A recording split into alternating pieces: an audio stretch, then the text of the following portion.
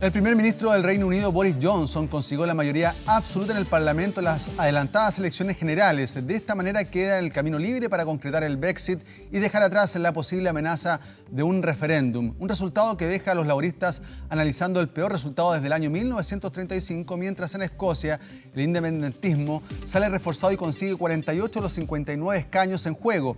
Analizamos el panorama del Reino Unido frente a un inminente Brexit con Paulina Astroza, directora del programa de estudios europeos de la Universidad de Concepción. ¿Cómo está, Paulina? Bienvenida. Hola, muy buenos días, Gonzalo.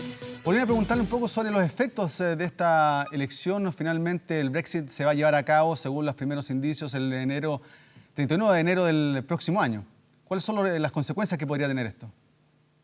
La primera consecuencia es que Boris Johnson va a ser nuevamente primer ministro, ahora con una mayoría absoluta en el Parlamento británico, lo que le va a dar mucho más margen de maniobra que lo que estaba antes de estas elecciones anticipadas. Esto le va a permitir a él que este acuerdo que él había llegado con la Unión Europea, que había sido rechazado por el Parlamento y fue una de las razones por las cuales se adelantaron las elecciones, ahora lo pueda aprobar, y con eso ya las autoridades de la Unión Europea pueden también proceder a las etapas que les quedan, y el 31 de enero, a más tardar, el Reino Unido ya estaría terminando su vinculación con la Unión Europea, y a partir del 1 de febrero sería un tercer Estado, no sería un miembro de la Unión Europea, y empezaría a regir las relaciones entre ambos durante un periodo de transición, este acuerdo, hasta diciembre del 2020. Y durante ese periodo lo que tiene que hacer la Unión Europea con el gobierno de Boris Johnson es la segunda etapa del Brexit. La verdad es que ahora empieza el Brexit, y este segundo acuerdo dice relación con las relaciones futuras entre la Unión Europea y el Reino Unido, una vez terminado el periodo de transición en diciembre. Y esto, la verdad es que la etapa más difícil de esta salida, porque de hecho la más fácil era esta, que se han demorado más de 3 años y medio, y ahora ya viene esta negociación para determinar el futuro. ¿Cuál va a ser la vinculación real entre ambos una vez terminado el periodo de transición? Claro, el Brexit, para que la gente vaya entendiendo, es la salida del Reino Unido de la Unión Europea, y eso va a tener también consecuencias, por ejemplo, en materia económica, ¿o no? O sea, ya la está teniendo. De hecho, el Brexit todavía no se concreta, pero desde la decisión de los británicos en el referéndum en junio del 2016 en adelante, ya están teniendo efectos económicos. Se abrió un periodo de mucha incertidumbre, no se sabía, porque cuando les preguntaron si querían salirse o permanecer en la Unión Europea en 2016, no se les dijo claramente qué pasaba si votaban por el Brexit, cuál iba a ser esa salida, cómo se iba a negociar, y lo segundo, qué relación quieren tener ellos con la Unión Europea. Entonces se abrió este periodo de incertidumbre que implicó inmediatamente consecuencias económicas. Hay muchas empresas que dejaron de tener sus filiales o sus puestos centrales, digamos, en el Reino Unido, sobre todo en Londres, han cambiado, se han mudado ya sea a Ámsterdam, a París, a Bruselas, a otras ciudades del continente.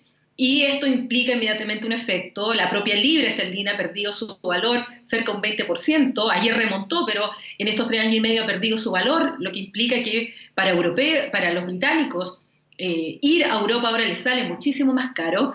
Y evidentemente todo lo que ha significado la incertidumbre aumentó en este tiempo, que ahora con este Brexit, con acuerdo, por lo menos el periodo de transición, disminuye un poco la incertidumbre, pero se abre esa próxima respecto a qué va a pasar después, qué va a pasar en materia de los intercambios, de aduanas, de las reglas que van a regular los derechos de los británicos en la Unión Europea y los derechos de los europeos en el Reino Unido. Hay mucha incertidumbre ahí, y evidentemente esto genera inmediatamente efectos económicos, sociales y también políticos. Claro, el 23 de junio del año 2016, en un referéndum, el 51,6% apoyó este Brexit. Esto también significó que ha ido polarizando la sociedad del Reino Unido. Sí, se ha polarizado mucho. En esta campaña se vio por parte del Partido Conservador, que es el partido de Boris Johnson. Su mensaje se fue mucho más a la derecha, más que centro derecha moderado. Él polarizó mucho el debate, y por su parte el Partido Laborista también. Su líder, Jeremy Corbyn, se sitúa más a la izquierda dentro del Partido Laborista, y con un mensaje respecto al Brexit bastante ambiguo, y respecto a materias internas proponiendo nacionalizaciones de diversos servicios, medidas que van mucho más en la línea de una izquierda más radical dentro del laborismo, y que justamente muchos de ellos sintieron que esto se abría un periodo aún mayor de incertidumbre, y voto laborista, incluso pro Unión Europea, finalmente decantó por candidatos conservadores que al menos les marcaron una ruta clara, porque eso es lo que pedían los británicos. Están en un periodo de lo que yo llamo la Brexit fatiga, o sea, ya quieren terminar con esto, de esta incertidumbre que genera estas negociaciones con la Unión Europea. Entonces ellos quisieron ya dar un claro paso respecto a incluso resignación, pero claro, de decir, bueno, esto es, nos resignamos y sigamos ahora abordando otras materias más allá que solo hablar de este Brexit. ¿Por qué los ingleses quieren ir a este Brexit, salir de este acuerdo con la Unión Europea, un poco aislarse de esto? ¿Por qué hay tanto interés? Lo primero hay que señalar que ese referéndum que señalamos del año 2014 fue por un poco margen que ganó la opción salida. No es que los británicos en general quieren salirse de la Unión Europea, lo que no es así. Un 51,9%, como tú señalabas, votó en aquella oportunidad por la opción salida, o sea, un margen bastante pequeño. Y si tú hoy día ves los resultados de aquellos que votaron por partidos pro Unión Europea o de quedarse en la Unión Europea, incluso son mayores a los de la salida. Lo que pasa es que el sistema británico es bastante particular, es un sistema mayoritario, uninominal, es decir, en cada uno de los distritos, que son 650, gana aquel que tiene un voto más que otros. Eso hace que evidentemente no te refleje proporcionalmente lo que las personas votan por los partidos o candidatos, con lo que finalmente son los escaños. Eso nosotros no lo entendemos muy bien porque es un sistema distinto al nuestro. Pero no es que una gran mayoría esté por la salida. El margen sigue siendo más o menos 52-48. ¿Pero por qué los que votaron, Paulina, pero por qué los que votaron que sí quieren salir? ¿Por qué quieren estar fuera de la Unión Europea? Para ir entendiéndolo. ¿Por qué Sí, a eso iba. Mira, el voto se explica por varias razones. Lo primero es que ha existido un euroescepticismo en el Reino Unido desde siempre. Es decir, ellos sienten por un lado que tiene una situación distinta al continente, el carácter insular favorece esta idea, también su especial relación con los Estados Unidos, una relación transatlántica que para algunos de los británicos ellos se sienten más cercanos al eje anglosajón con los Estados Unidos y no con el continente. Eso va reforzando algunas ideas. Muchos de ellos también en este periodo han sentido mucho miedo, ya sea por los atentados terroristas, por la inmigración, tienen miedo de perder su identidad justamente por estas razones. Y todo eso en el periodo, sobre todo la campaña del Brexit, se vio reforzado y se les prometió por parte de los partidarios de la salida que si es que dejaban a la Unión Europea, quienes culpan de muchos de los males, ellos van a volver a tener esa grandeza del pasado, porque muchos de ellos tienen la nostalgia del Imperio Británico, y que, desligándose ya de la Unión Europea, finalmente ellos van a volver a poder tomar sus decisiones propias, no decisiones impuestas desde la Unión Europea. Ellos lo ven como impuestos, cuando en realidad ellos participan en la toma de decisión, pero no todos lo entienden, y que por lo tanto esto les va a permitir retomar el control de su soberanía y ellos decidir su propio destino. Y es así como algunos culpan a la integración, culpan a la Unión Europea de muchos de los miedos o de los efectos negativos que muchas veces la globalización no les llega también a ellos. Y eso en parte también está detrás del voto del Brexit, como el voto Trump, por ejemplo, que está muy dentro de la lógica que te señalo. Claro, y muchos han hablado también que con el Brexit podría lamentablemente aumentar el racismo ahí en el Reino Unido. Desde el referéndum, la verdad es que los crímenes de odio aumentaron en el Reino Unido. Incluso días antes del referéndum, una parlamentaria del Partido Laborista pro Unión Europea fue asesinada por un extremista de derecha radical y que fue un crimen político dentro de este contexto. Y efectivamente la sociedad británica se ha polarizado, familias han tenido problemas porque están en posiciones distintas, amigos. Pasó mucho eso dentro de una sociedad en la cual se polarizan y eso trae consecuencias, como te digo, y que está estadísticamente probado que los crímenes de odio y los llamados también a este tipo de delitos aumentaron en el Reino Unido. ¿Podría con esto bajar, por ejemplo, la llegada de extranjeros al Reino Unido, también poner más trabas para que turistas extranjeros lleguen hasta ese territorio? Mira, lo que dice en relación con el tema de migración, hay que distinguir dos cosas, y que justamente en el Brexit no se distinguieron en el mensaje que se le dio a los ciudadanos. Por una parte, tú tienes al Reino Unido en todo lo que dice relación con la migración respecto de los extranjeros que forman parte de la Unión Europea, es decir, todos aquellos extranjeros que son de Estado de la Unión Europea, de 27 estados. Como el Reino Unido es parte de lo que se llama el mercado interior o el mercado único de la Unión Europea, tienen la obligación, porque es parte de los derechos que genera este mercado, de la libre circulación de personas.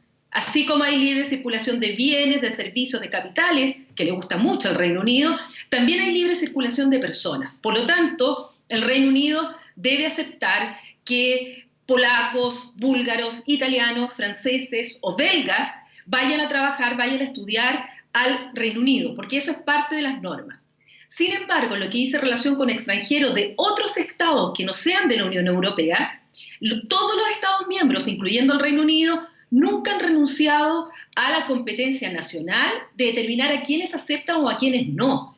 Todos los extranjeros que no sean de la Unión Europea ha sido finalmente con normas del Reino Unido que se han aceptado o no se han aceptado. Por ejemplo, el caso de chilenos que se vayan a estudiar o trabajar al Reino Unido, deben pedirle la visa al Reino Unido, que le aplica las normas del Reino Unido, para dársela o no. Aquí no tiene nada que ver la Unión Europea.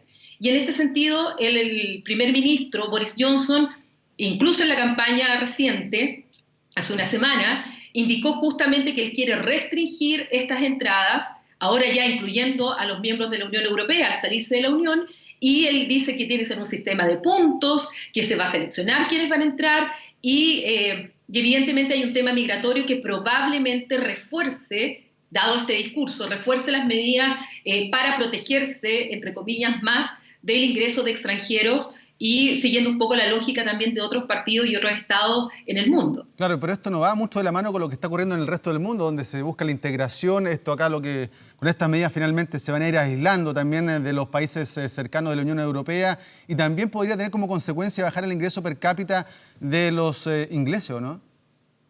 A ver, por un lado, hay estudios incluso de órganos oficiales de la Unión Europea, como el mismo Banco de Inglaterra,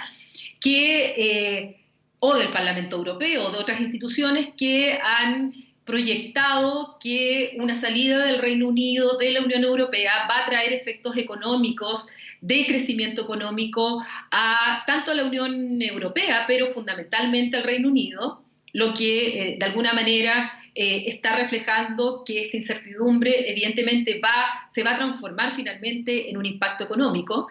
Hay algunos estudios, y eso va a depender mucho de qué tipo de salida es. Si es una salida sin acuerdo, que es la más catastrófica, y ahí evidentemente el impacto económico está proyectado muchísimo mayor, o si es una salida más suave, en el cual está negociado otros vínculos, lo que va a producir, digamos, que sea más leve o sea más suave esta salida, y también se va a reflejar el impacto económico, pero sí está proyectado eso. Y en segundo lugar, claro que va a generar roces con otros estados de la Unión Europea, porque esto, mal que mal, se trata de un divorcio, de un matrimonio de más de 45 años, en que evidentemente está ya produciendo algunos tipos de fricciones entre ambas partes, y esto probablemente se va a reforzar, más aún si es que el Reino Unido adopta decisiones para restringir el derecho de los europeos que viven en el Reino Unido, porque evidentemente eso va a generar complicaciones. Sí, ¿y esto podría seguirlo como ejemplo otros países de la Unión Europea? ¿Existe, por ejemplo, algún antecedente de ello? Lo que pasa es que, bueno, esta es la primera salida de un Estado miembro de la Unión Europea. La Unión Europea parte en los años 50 con 6 estados, actualmente son 28, y el Reino Unido sería el primer país que abandona, por decisión propia, porque nadie lo está echando, este bloque. Ahora, ha habido movimientos al interior de otros estados que han planteado también la salida. Es decir, hay partidos, hay movimientos que en algún momento plantearon que también era una opción salirse de la Unión Europea. Pero sobre todo, por ejemplo, tomando en cuenta el Eurobarómetro, que es una estadística que mide las percepciones de los británicos, desde el referéndum el año 2016, la verdad es que en todos los países de la Unión Europea, aquellos que querían esta salida de la Unión Europea, hoy día ha ido disminuyendo y no hay ninguno de ellos donde claramente se vea un riesgo de salida. La opinión pública se da cuenta de los efectos que tiene el salirse, los efectos negativos, y evidentemente esto sirve como una alerta para aquellos que están planteando que esa era la mejor solución y están mirando con atención justamente el impacto que está teniendo el Brexit en el Reino Unido, y eso desincentiva muchas veces el querer salirse. Muchos de ellos dicen es mejor estar dentro que fuera, hace más frío afuera que adentro, pese a que tampoco les guste 100% el estar en la Unión Europea, pero dicen que salirse sería una solución mucho más negativa para sus propios intereses. Claro, muchos también han comentado que si el Reino Unido se sale también de la Unión Europea es porque se sienten también más autosuficientes respecto a la Comunidad Europea con la cual ellos están participando actualmente, que ellos podrían mantener una economía estable, una sociedad más tranquila, con disminución de atentados, por ejemplo, tal como tú lo comentabas. La verdad que esos son los argumentos que se dieron por parte de los que están de acuerdo con la salida. Todos esos argumentos son rebatibles. Hoy día la verdad es que es una ilusión pensar que, por ejemplo, cerrando tus fronteras, tú no vas a tener atentados terroristas, sobre todo en Europa, cuando los atentados terroristas que han ocurrido en el continente se han producido por personas que son británicos, son franceses, son belgas, nacieron, se criaron dentro de estas sociedades, por lo tanto no son extranjeros que llegaron, sino que son nacionales de los países miembros. Entonces, pensar que esa es la única solución para terminar con los atentados terroristas, la verdad que son análisis bastante livianos, porque los problemas son muchísimo más de fondo. Y como te digo, a cada argumento de los partidarios del Brexit hay contraargumentos por parte de aquellos que dicen que la integración sigue produciendo muchísimo más beneficios que los costos que ello implican. De partida, para el continente europeo ha significado más de 70 años de paz en un continente que, si vemos la historia, es una historia más de guerras con paréntesis de paz que otra cosa. Entonces, es el debate en realidad que existe en Europa sobre este punto.